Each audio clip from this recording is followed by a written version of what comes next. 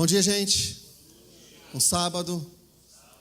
É um prazer estar com vocês. Estar entre amigos, entre irmãos, vendo pessoas queridas. Já servi essa igreja aqui há algum tempo atrás. É uma honra estar com vocês. Muito bem. Vamos começar. Eu gostaria de antes saber como é que você está. Saber como é que você chegou até aqui. Como é que tem sido o seu ano? Tem sido um ano bom, um ano difícil? Olha, eu pessoalmente tem sido um ano bem desafiador para mim. Não tem sido fácil. Mas louvado seja Deus porque estamos aqui, não é? Já passamos a metade do ano, hoje é dia 17 de agosto. Então, cabe a nós cumprir a parte que nos cabe, não é? Ser instrumentos na mão de Deus, fazer aquilo que Ele nos pede, nos prepararmos para a volta de Jesus. Muito bem. Como é que está a sua fé? Você se sente mais próximo de Deus? Se sente triste? Como é que você está se sentindo? Você tem lido a Bíblia diariamente?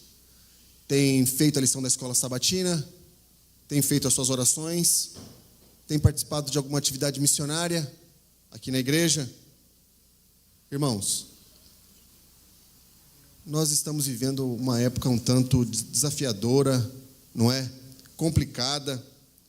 Eu não sei você, mas eu tenho assim a percepção de que muitos de nós, irmãos da igreja, que a fé de muitos tem se esfriado e talvez seja a pandemia, talvez a maior causadora disso, não é? Mas eu percebo que muitas pessoas deixaram a igreja. Como é que está a igreja aqui do Pari? Me conta. Ela está da mesma maneira que vinha desde 2018, 19, 20? Ou você acha que muitos de nós perdeu a fé, abandonou a igreja, ou está frequentando uma outra igreja? Como é que você acha? Como é que está acontecendo aí? Me conta. Estão marchando. Sentem falta de pessoas que há pouco tempo atrás já não estão mais aqui conosco? Muito bem. Isso é um fenômeno que tem acontecido em muitos lugares, sabiam? Alguns dias atrás eu li um artigo. O artigo ele é intitulado "Por que milhões de evangélicos estão abandonando suas igrejas?". É um artigo que foi escrito por um teólogo chamado Rodolfo Kapler em 2022. E ele analisa o fenômeno que ele chama de os desigrejados. Desigrejados são consideradas por Kapler aquelas pessoas que não possuem vínculo com nenhuma denominação. São os decepcionados, os desencantados com alguma igreja.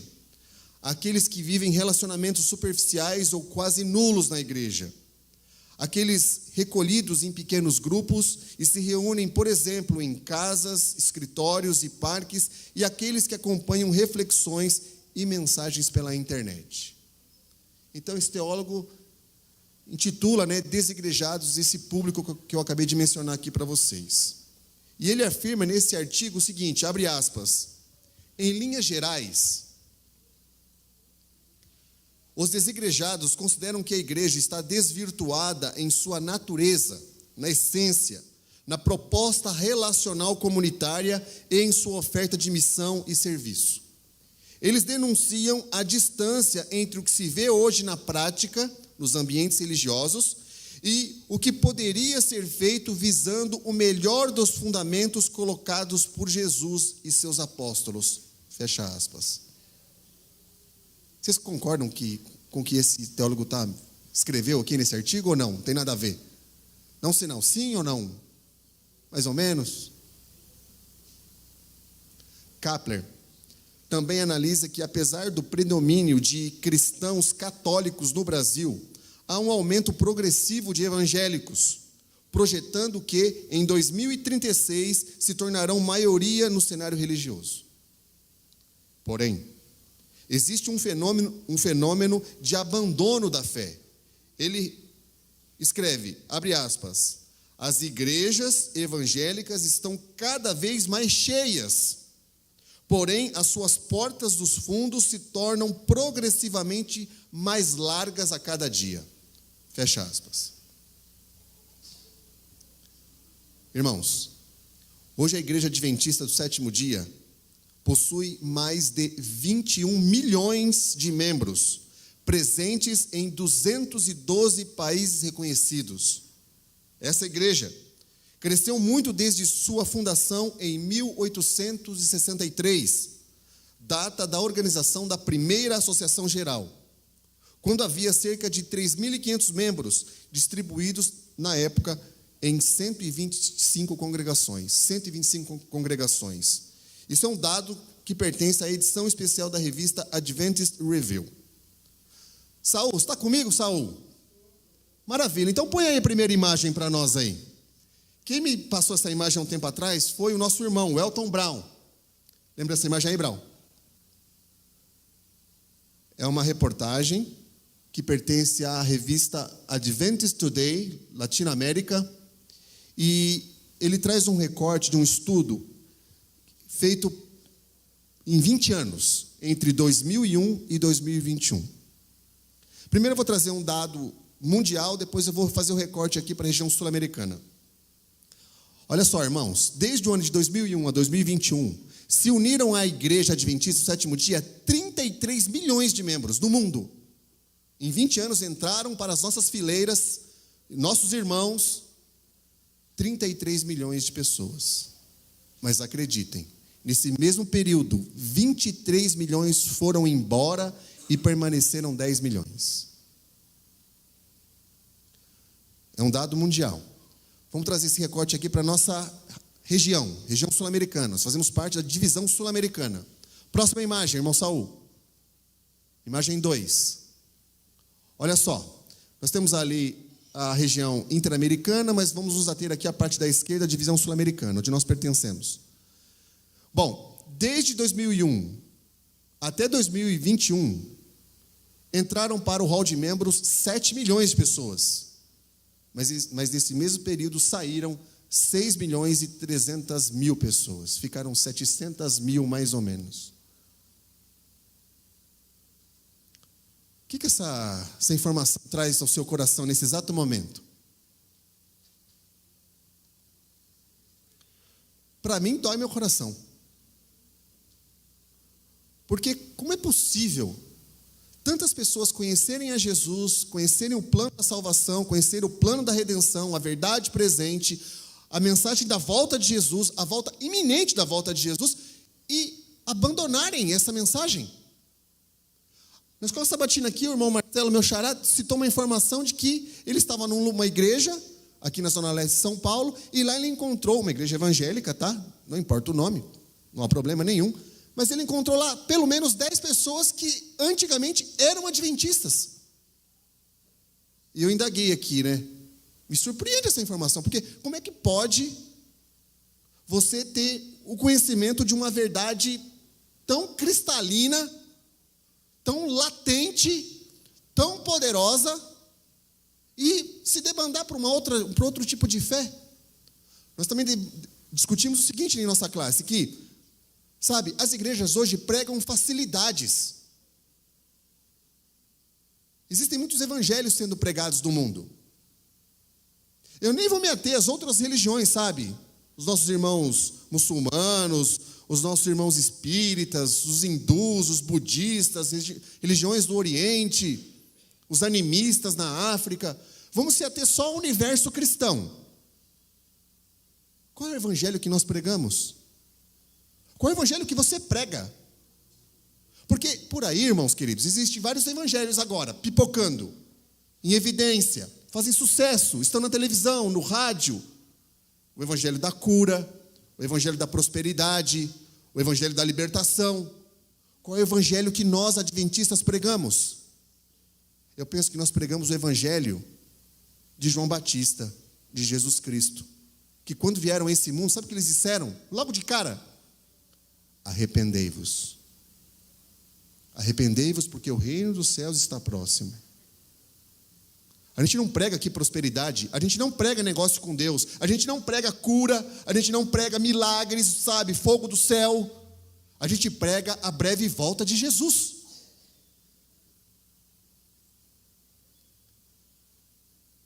Por que perdemos tantos membros, tantos irmãos?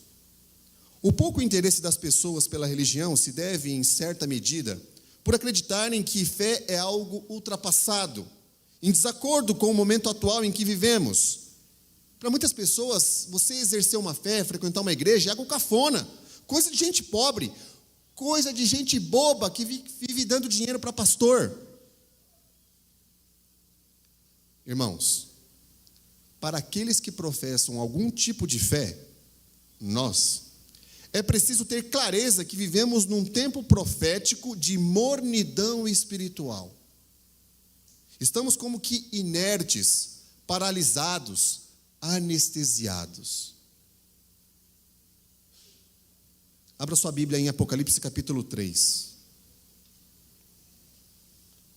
Apocalipse capítulo 3. Vamos tentar entender o fenômeno do Kapler falando sobre os desigrejados e o tempo profético em que nós vivemos. Olha só, nós vamos ler a partir do verso 14. Está falando ali sobre mensagem à Laodiceia. Apocalipse, que é o livro da Revelação, capítulo 3, verso 14 em diante, diz assim: Ao anjo da igreja em Laodiceia escreve: Estas coisas diz o Amém, testemunha fiel e verdadeira, o princípio da criação de Deus. Conheço as tuas obras, que nem és quente nem frio. Quem dera fosses frio ou quente. Verso 16. Assim, porque és morno, e nem és quente nem frio, estou a ponto de vomitar-te da minha boca. Pois dizes: Estou rico e abastado, e não preciso de coisa alguma.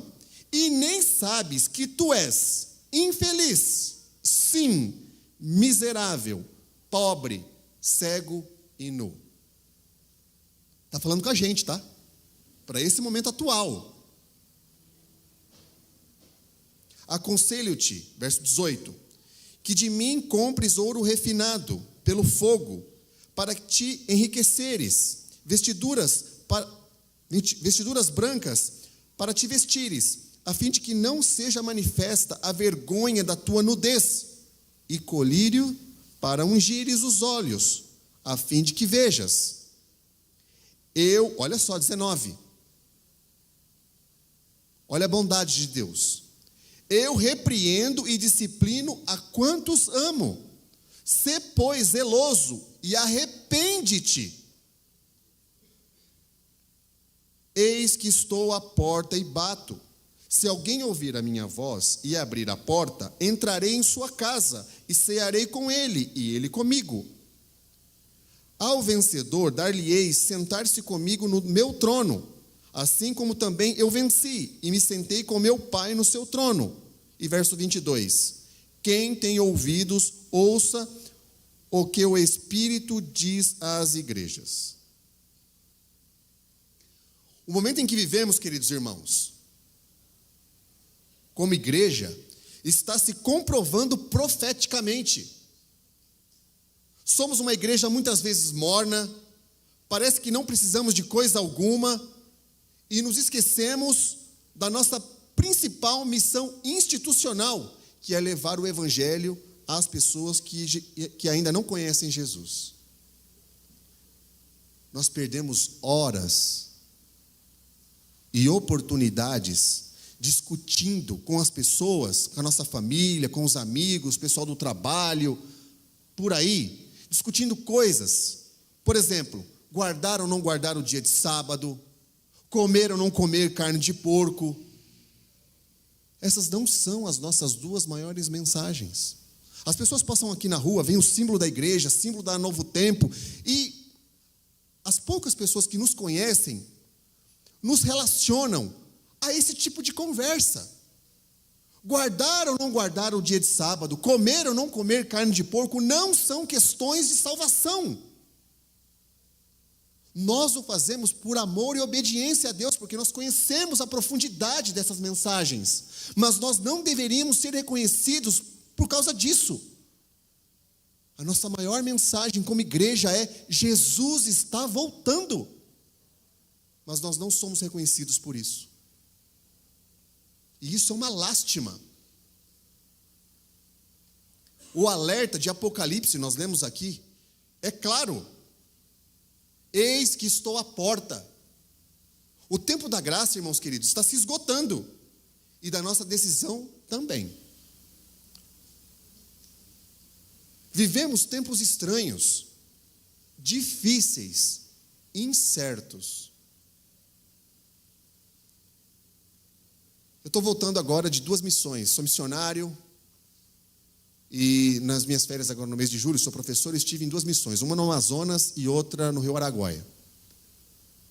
Foram muito legais, tive contato com situações assim que eu nunca havia então vivido. Mas no Araguaia, eu estive a 2.250 quilômetros daqui. Nós construímos o primeiro banheiro acessível para os índios Inã-Carajás. Foi uma bênção a missão. Mas lá eu tive contato com uma realidade que eu nunca havia vivido, de violência. Já estive na África por 4 vezes e lá vi fome, vi miséria. Já estive em área de guerra. O ano passado estive no Líbano, na Síria. Entrei na Síria, fiquei 4 dias na Síria.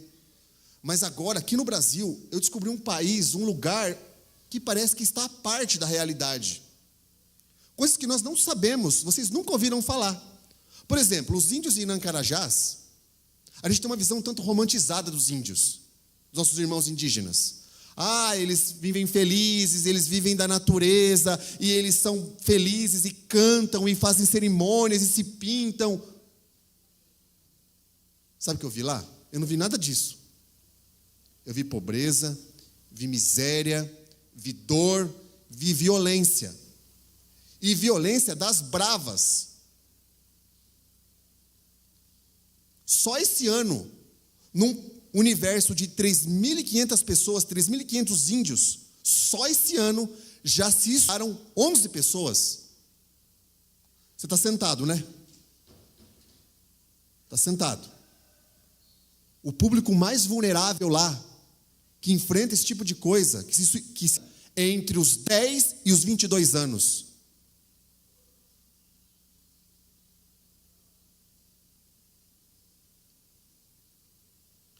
Presenciamos bem agora uma crise climática terrível. Especialistas afirmam que 2023 e 2024 são os anos mais quentes de toda a história da humanidade. Temos em todo o mundo problemas graves nas áreas de economia, sociedade e política. E nós, bem agora, estamos enfrentando 2 guerras, uma na Ucrânia, uma com Israel com faixa de Gaza. A guerra da Síria ainda não acabou e temos diversos outros conflitos pipocando no mundo por questões religiosas, étnicas, culturais. Irmãos, você não pode sair daqui hoje sem, meditar, sem ter clareza de que o tempo do fim se aproxima, sem ter clareza de que a volta de Jesus se aproxima, sem ter clareza de que nós precisamos sair daqui da igreja hoje, voltar para casa, almoçar, mas ter clareza que nós precisamos individualmente, mas como igreja, como família, nos prepararmos urgentemente para a volta de Jesus. E isso passa por uma questão chamada reavivamento espiritual. E eu lhes pergunto, como está o foco da nossa fé? Para ter clareza, para você saber se você está enxergando direito isso que eu estou comentando aqui com vocês. Como é que está o foco da sua fé? Você já parou para pensar nisso? Está enxergando direito o que está acontecendo no mundo? E as questões que nós meditamos e estudamos na palavra do Senhor? Quais são as bases que sustentam a sua fé? Por que você está aqui hoje? O que te faz acordar cedo numa manhã de sábado bonita, ensolarada, se vestir, se preparar e vir à igreja? Irmãos, eu sou adventista há 21 anos. Há 21 anos atrás eu me tornei adventista. E eu, Marcelo, basicamente sou o único na minha casa que é adventista. Apesar dos meus pais terem se batizado há 3 anos atrás, hoje eles já não frequentam mais a igreja, porque estão velhinhos e estão recolhidos. Mas eu, Marcelo, tenho sustentado a minha fé mediante 3 pilares. Eu sustento a minha fé, sabe como? Lendo a palavra do Senhor todos os dias. Leitura prudente, zelosa, atenta. Eu também procuro orar diariamente, exercer o ato de orar, me comunicar com Deus, conversar com Deus. Mas eu também tenho procurado, sabe o quê? Testemunhar, que é o exercício natural da nossa fé. Eu tenho procurado praticar isso todo dia e tenho mantido a minha fé. É por meio da leitura bíblica diária que nós aprendemos a verdade e o conhecimento. Nela nós conhecemos Deus, nós aprendemos sobre a criação deste planeta, de onde nós viemos, para onde nós vamos. Nós aprendemos sobre o plano da redenção, o novo céu e a nova terra, a verdade presente. Você pode até escutar histórias por aí falando sobre isso, mas não há como saber de uma maneira mais profunda, mais genuína, sem recorrer à leitura da Bíblia.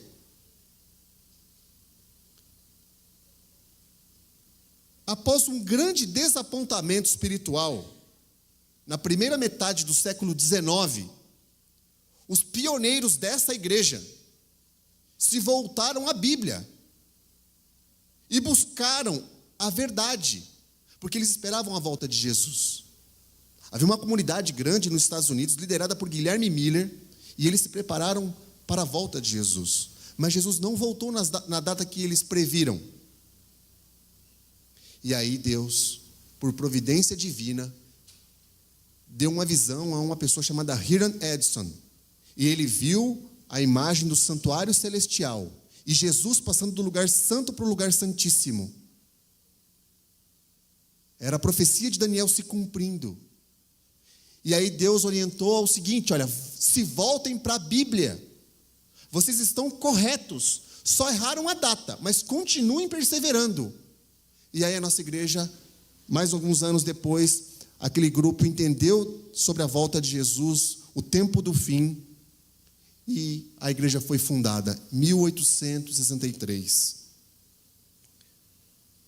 Até bem pouco tempo atrás, irmãos queridos, essa igreja era conhecida, não é da minha época, mas eu ouço muito isso, que a nossa igreja era conhecida como a igreja da Bíblia. É verdade isso ou não? Já ouviram falar disso? A pergunta é: hoje, 17 de agosto, se eu sair na rua, será que eu ou nós, será que nós somos mesmo o povo da Bíblia? Sim ou não? Tem histórias, eu escuto isso, os mais velhos talvez vão me ajudar, que haviam concursos bíblicos anuais e todo santo ano quem ganhava? Um adventista.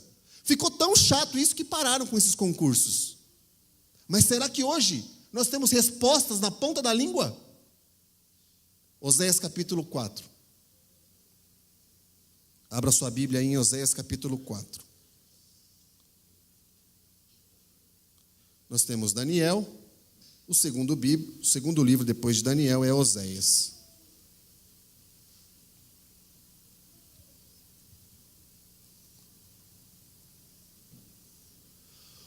Oséias capítulo 4. Segura essa bomba aí agora. Segura essa bomba. Oséias capítulo 4, verso 6, diz assim, olha só, me ajuda aí.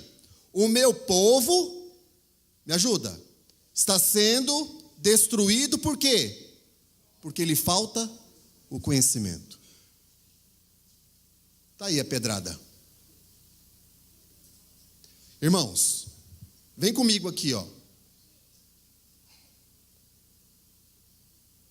Para muitos de vocês isso vai ser uma verdade. Você nunca ouviu falar sobre isso. Eu, quando aprendi isso, a minha vida mudou. Se eu, Marcelo, passo aqui na rua, numa manhã de sábado, meio-dia, o culto está acabando. A gente se reúne ali na frente, cada um pega seu carro e vai-se embora, não é assim? É. Se eu paro ali na rua, não conheço vocês, e pergunto assim, ó, irmão, quem nos criou? O que você vai me responder? Fala comigo. O que você vai responder? Deus? Será? Porque nós adventistas, vou ter que chegar mais perto. Porque nós adventistas, nós acreditamos em Deus Pai, sim ou não? Deus Filho, Deus Espírito Santo. Acreditamos que os três são três pessoas coeternas que compõem uma coisa chamada Trindade. Sabia que isso são doutrinas da nossa igreja? Nós temos 28 doutrinas. Uma doutrina é Deus Pai, outra doutrina é Deus Filho, outra doutrina é Espírito Santo, outra doutrina é a Trindade. Sabiam dessa? Tá bom, dos três, quem nos criou? Não, Deus quem? Deus Pai, Deus Filho, Deus Espírito Santo, os três ou ninguém? Deus Pai? Não estou muito convencido da resposta de vocês, não. Vamos lá, vamos fazer uma enquete aqui, não importa se está errado. Quem acredita que Deus, o Pai, nos criou? Levanta a mão. Bem alto. Ótimo. Quem acha que Jesus, o Filho, nos criou? Levanta a mão. Quem acha que o Espírito Santo nos criou? Levanta a mão. Quem acha que os três juntos nos criou? Levanta a mão. E quem acha que nenhum dos três nos criou? Levanta a mão. Nenhum dos três? Tá bom, vamos lá. Vamos ver se a gente conhece a Bíblia de verdade. Abre aí Gênesis capítulo 1.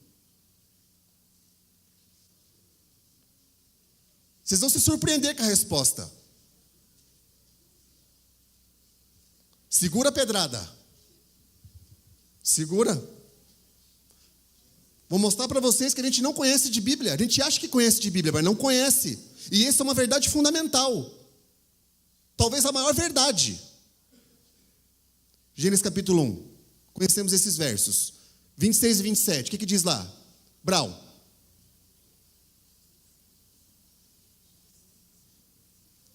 Lê para nós. Gênesis 1, 26 e 27. Está lá, Brau, bem grande, ó.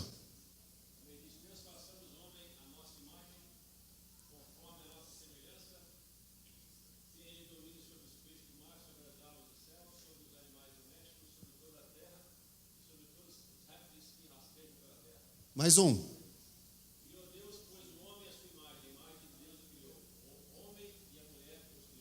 Ok, quem nos criou? Calma aí. Calma aí. Bom, vamos partir do princípio que Deus não estava sozinho, correto? Porque ele está usando o plural, ele não está usando o singular. Se ele estivesse sozinho, ele falaria, faço eu, o homem, a minha imagem, conforme a minha semelhança. Mas ele disse, façamos nossa imagem, nossa semelhança. Ele estava com mais alguém, correto? Com quem Deus estava? Não dá para saber. Nesses dois versinhos não dá para saber. Se você vai em Gênesis capítulo 1, verso 2, diz o seguinte, que o Espírito de Deus pairava por sobre as águas. Então o Espírito Santo devia estar por ali, sim ou não? Bom, o que é importante nesses dois versos é entender, Deus não estava sozinho, correto? Maravilha, então vai agora em João, Evangelho de João capítulo 1. Vamos descobrir com quem Deus estava.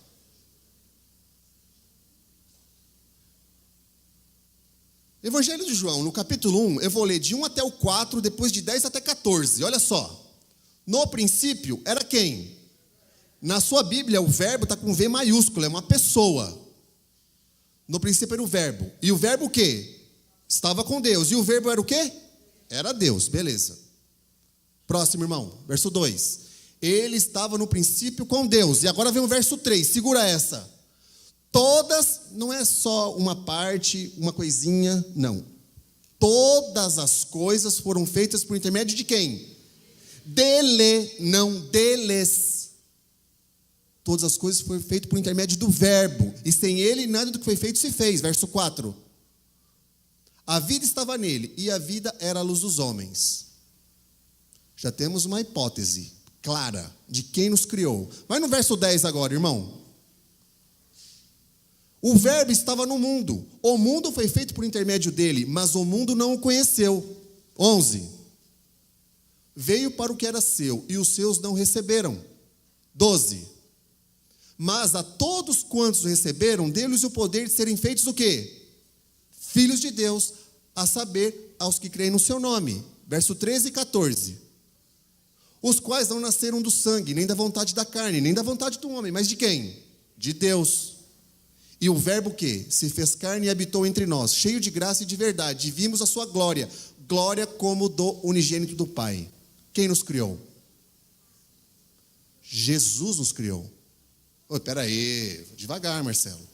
Porque um texto fora do contexto pode gerar um pretexto. Ah, é? Então tá bom. Então abre aí, irmão, a Bíblia aí em Colossenses capítulo 1. Colossenses capítulo 1, vai no verso 15. Nós vamos ler o 15, o 16 e o 17. Olha lá. Carta de Paulo aos Colossenses, pode acompanhar na sua Bíblia. Eu não estou inventando essa história, não.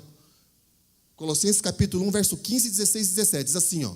Este é a imagem do Deus invisível, o primogênito de toda a criação. Pois nele, foram criadas todas as coisas, dos céus e sobre a terra, as visíveis e as invisíveis, sejam tronos, sejam soberanias, quer principados, quer potestades. Me ajuda aí, o que está escrito lá? Tudo foi criado por meio dele e para ele. Ele é antes de todas as coisas. Nele, tudo subsiste. Nele. E para acabar, só para encerrar esse assunto, Hebreus capítulo 1, versos 1 e 2.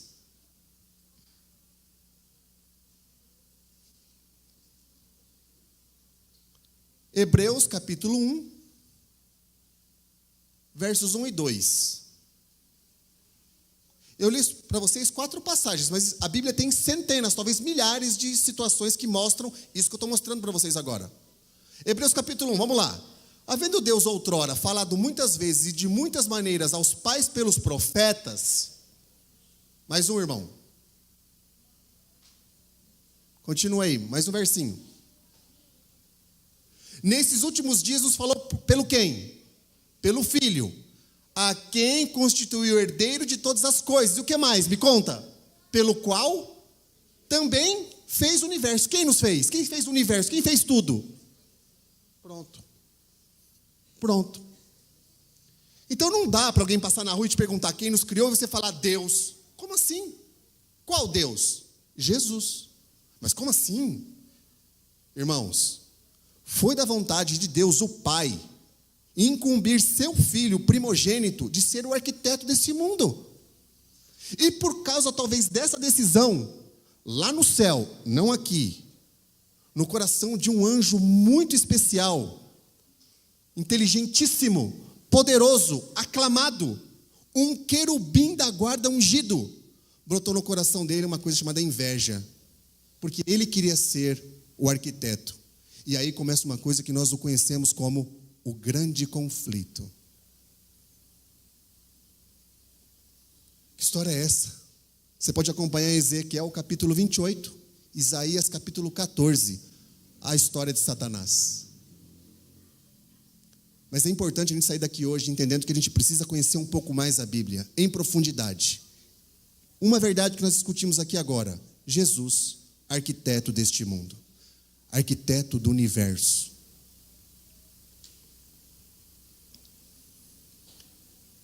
A Bíblia, sabe o que nós aprendemos com a Bíblia? E conhecereis a verdade, e a verdade vos libertará. Lâmpada para os meus pés é a tua palavra, e luz para os meus caminhos. O segundo alicerce para mantermos a nossa fé é a oração.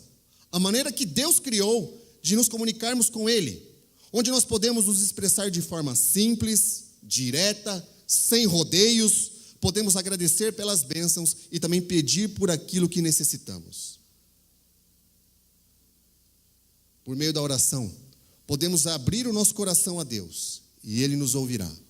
Existe uma escritora cristã chamada Ellen White. Ela diz o seguinte em seus relatos: que não existe uma oração sequer, por mais singela que seja, que Deus não ouça a sua oração e te responda. E o terceiro alicerce, irmãos queridos, é o testemunho pessoal.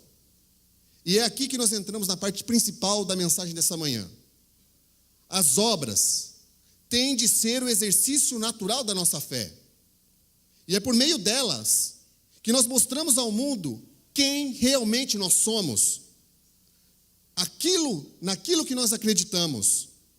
E se não há testemunho pessoal, de nada serve a fé que professamos. Se essa igreja, localizada aqui no bairro do Pari, se ela não existe para servir essa comunidade, se ela não é um ponto de apoio para aqueles que precisam, então, irmãos queridos, pode fechar as portas, pode desligar o som aí, Lê, pode, pessoal aí da informática, irmão Saul, dispensar das suas atividades, viu? Porque se a gente não serve a nossa comunidade, se a gente não é um reflexo de Jesus, esse prédio aqui para nada serve. E sabe o que a gente está fazendo aqui? Se a gente não age dessa forma, nós estamos sendo hipócritas e mentirosos. Tiago capítulo 2.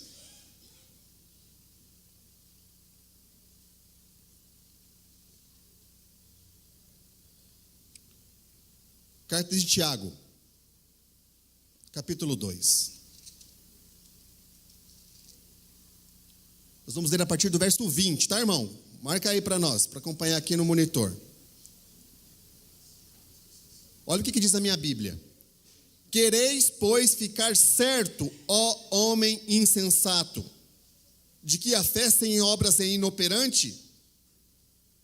Não foi por obras que o nosso pai Abraão foi justificado quando ofereceu sobre o altar o próprio filho Isaque? Vês como a fé operava juntamente com as suas obras. Com efeito, foi pelas obras que a fé se consumou. E se cumpriu a escritura, a qual diz, ora, Abraão creu em Deus e isso lhe foi imputado para a justiça. E foi chamado o quê? Amigo de Deus. Verificais que uma pessoa é justificada por obras e não por fé somente. Verso 25. De igual modo, não foi também justificada por obras a meretriz Raabe, quando acolheu os emissários e os fez partir por outro caminho? E verso 26. Porque assim como o corpo sem espírito é morto, assim também a fé sem obras é o quê? Morta. Se essa igreja não trabalha, essa igreja está morta.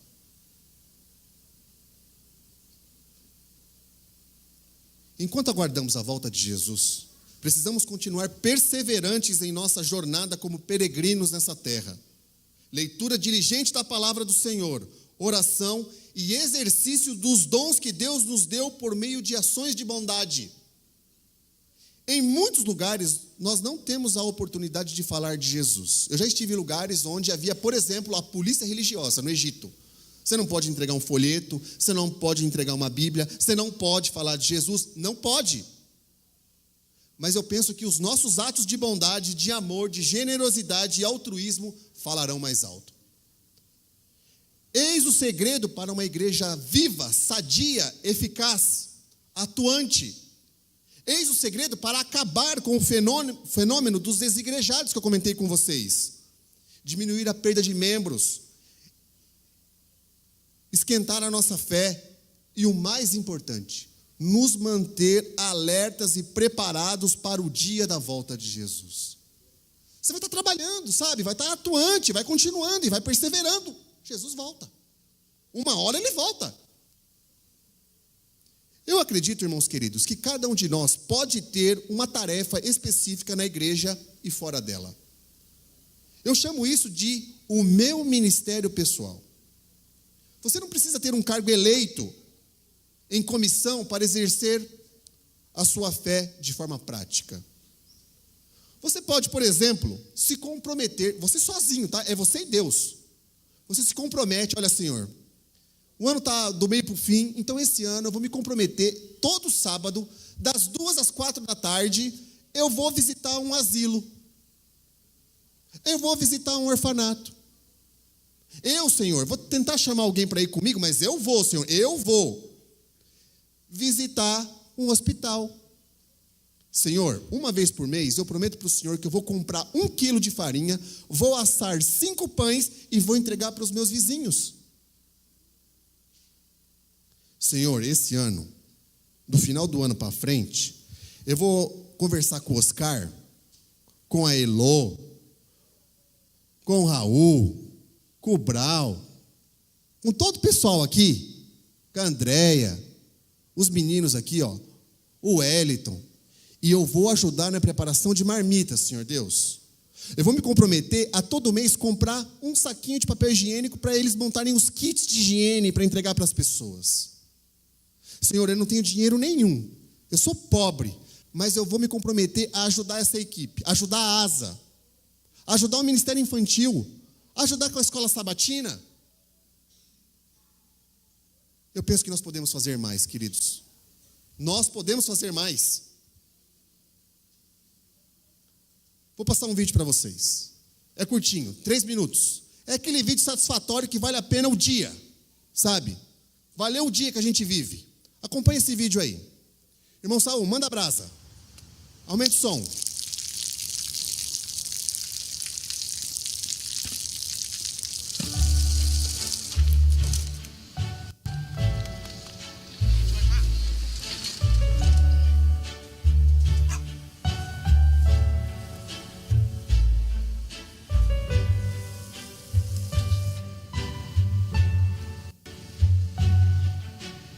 Para a educação.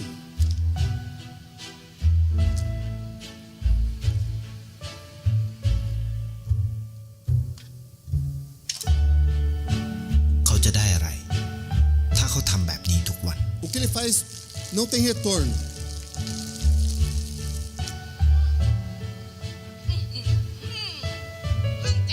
Lá vai ele.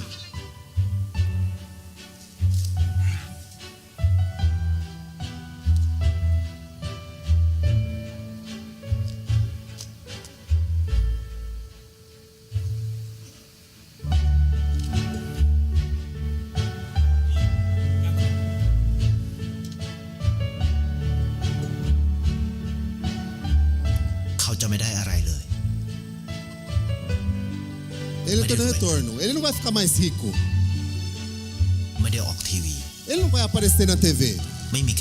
Ele vai continuar anônimo.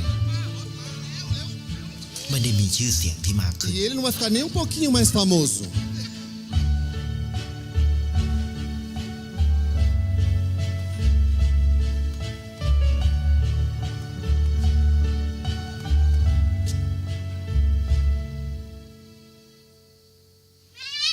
Mãe!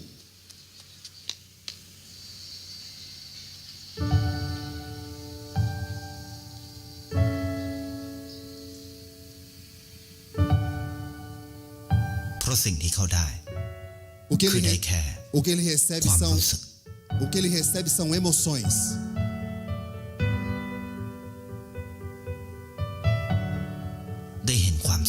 Ele testemunha felicidade. Ele tem um alcance muito mais profundo. Ele sente o amor.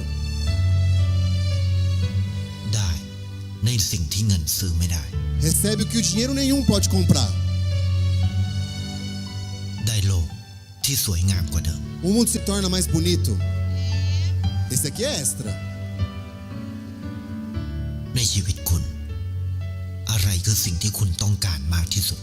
E a sua vida? O que mais você deseja? Uma propagandinha de seguros tailandesa.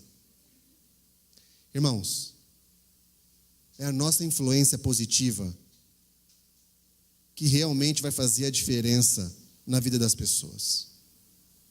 É a nossa influência positiva. A maioria de nós que aqui está, chegou a esta igreja por causa da influência positiva de alguém.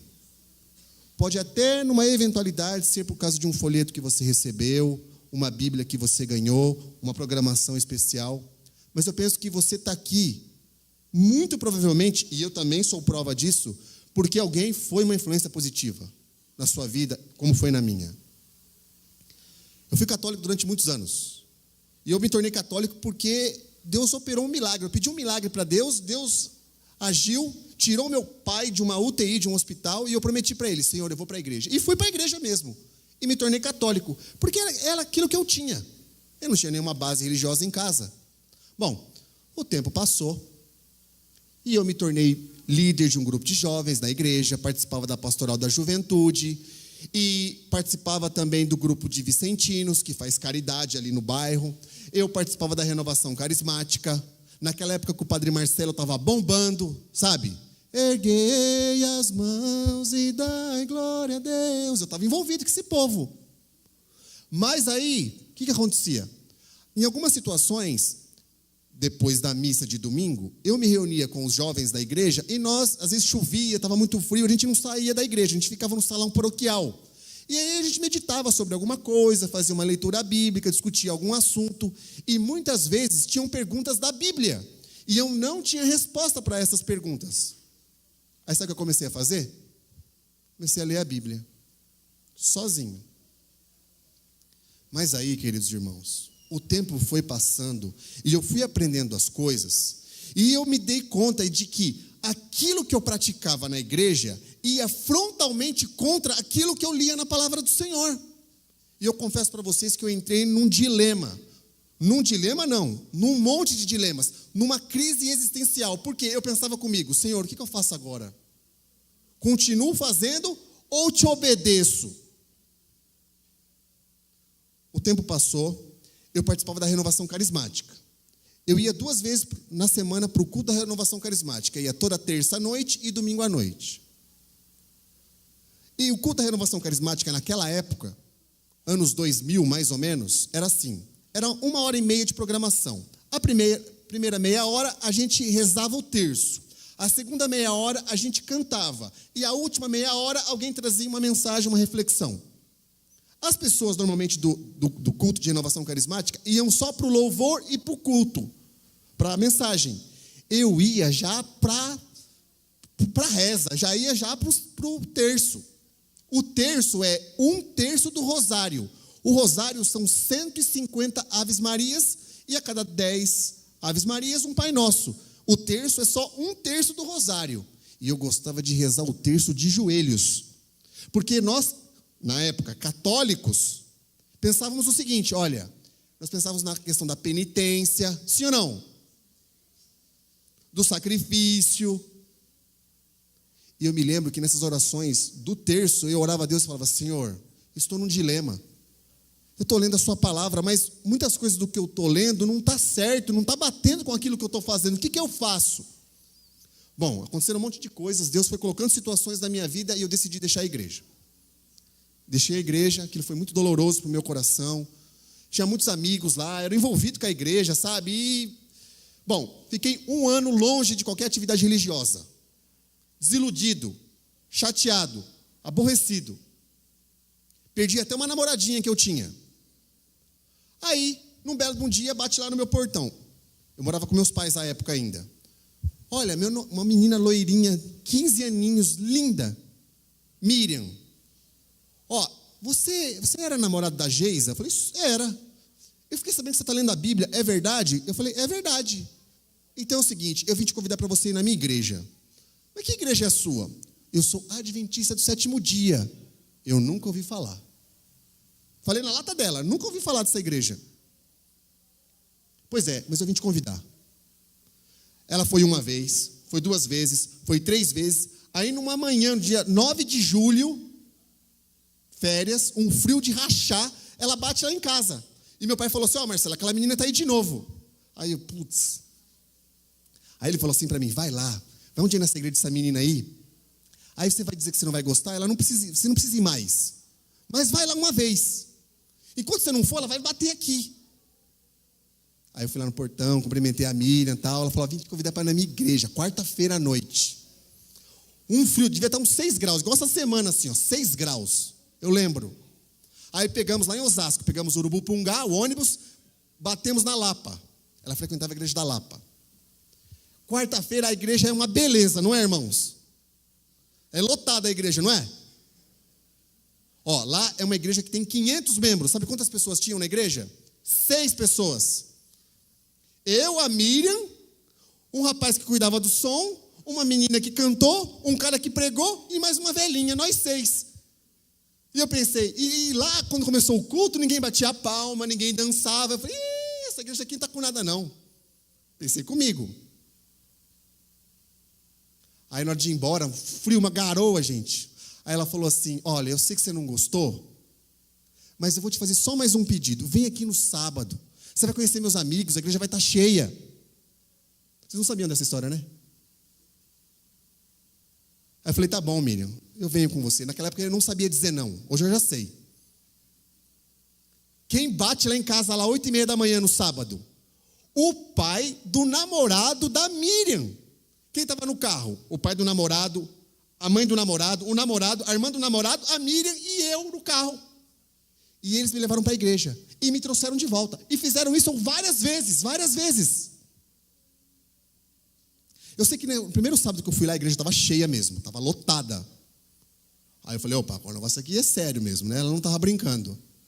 Aí a igreja, é assim, quando alguém ia pregar, tinha igreja jovem. Então a pessoa que pregava primeiro para os jovens e depois na igreja mãe, invertia a escola sabatina. E o culto foi legal. Aprendi muitas coisas naquele sábado de manhã com o pregador. Abriu a Bíblia, estudou a Bíblia, sabe? Foi legal.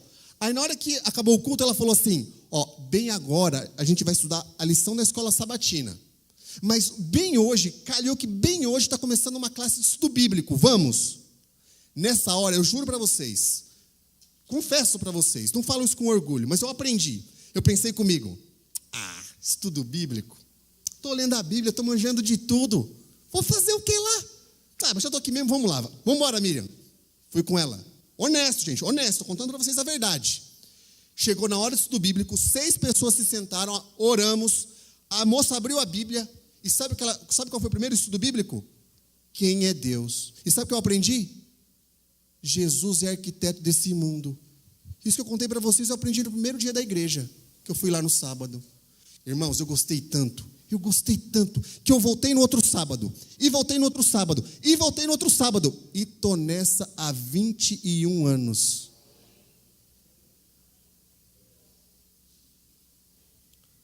Estou nessa há 21 anos. Ainda só um segundinho. Sabe, irmãos, essa igreja existe porque Deus parte do princípio do relacionamento. Igreja é relacionamento, porque Deus é relacionamento. E eu encerro, irmãos, com uma frase. O pessoal do som vai cantar uma música ainda? Então vão se organizando já, porque eu vou encerrar com essa frase.